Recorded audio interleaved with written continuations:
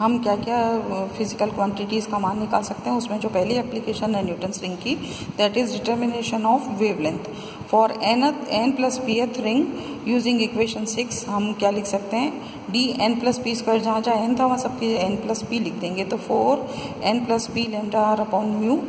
Substituting equation 8 in 6, तो D N plus P square और उसके बाद उसको घटा देंगे दोनों इक्वेशंस को, तो D N plus P square minus D N square is equal to आ जाएगा हमारे पास 4 P lambda R upon mu के बराबर।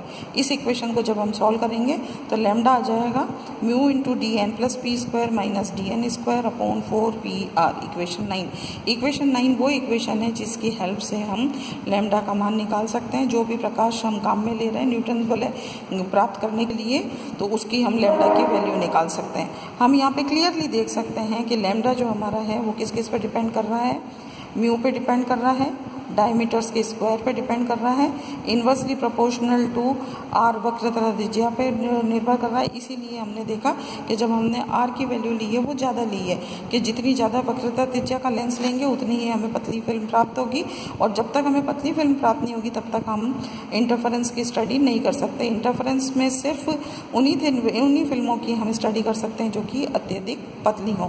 तो इसके अंदर हम ये सब वैल्यूज़ रख के लैम्डा की वैल्यू निकाल सकते हैं। जो म्यू है इस केस में, क्योंकि हमारे पास हवा माध्यम है लेंस के बीच में, तो इसलिए म्यू की वैल्यू 1 हो जाएगी।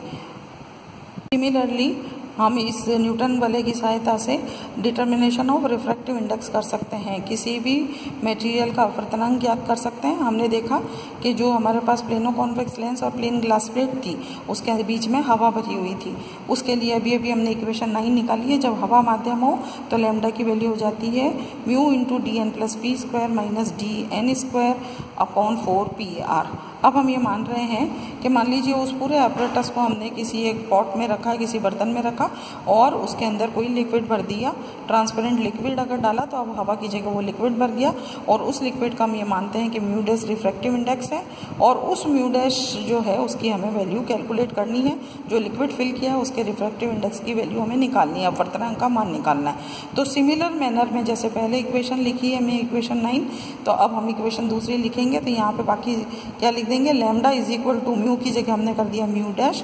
अब इस म्यू डैश के रिफ्रैक्टिव इंडेक्स का लिक्विड जो ट्रांसपेरेंट है उसको डालने पे दो पॉसिबिलिटीज़ है कि जो रिंग्स बन रही थी या तो वो सिकुड़ेंगी या वो फैलेंगी। वो डिपेंड करेगा कि जो म्यू का मान है वो हवा के म्यू के मान से अधिक है या कम है, उस पर डिपेंड करेगा। तो हम एक जनरल वैल्यू लेके चलते हैं कि चेंज जो है वो उसको हम डैश से प्राइम से डिनोट करते हैं, तो वो हो जाएगा D N plus P dash square minus D N dash square upon 4 P R equation 10।